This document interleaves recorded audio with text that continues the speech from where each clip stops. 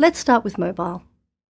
We already use our mobile device to get lots of things like music, purchases, social connection, and of course telephone calls. In future, people will spend less time in one place and they will want to get news wherever they may be.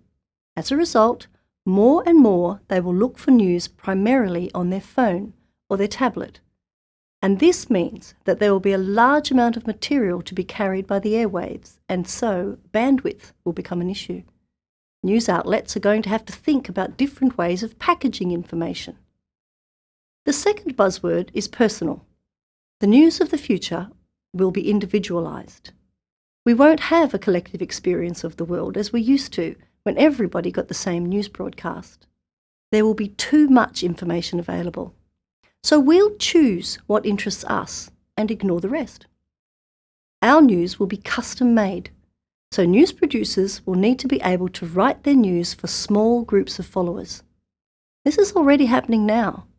If I don't want to know what's happening in a country, I can choose to get my news from a different source.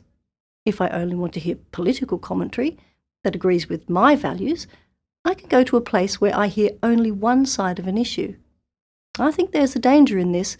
People may end up having very one-sided views, and this will make them less connected to each other, which in the end is bad for our culture. Now I'll turn to a new word, serial. Serial news is news that constantly changes.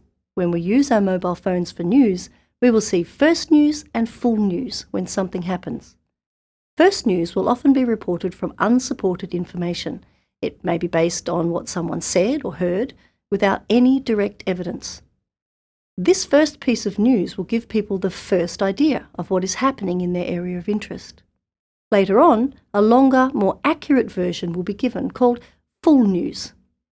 Now, the problem with this idea is that the news producers are more interested in speed than in reliability. But this is what people will want. Now, interactive is a word you know. How will news be interactive? Well, news will become a two-way process. It will be a conversation where a journalist begins with a story and readers join in by adding comments. News will be a discussion between the journalist and the readers and between the readers and themselves. The stories of the world will be told by people working together. We come to the last buzzword, subscription-based. What this means is that people will pay for the type of news they want, and they will be very selective about their choice of news. They may subscribe only to sport or to news from their home country or to news with a particular political slant.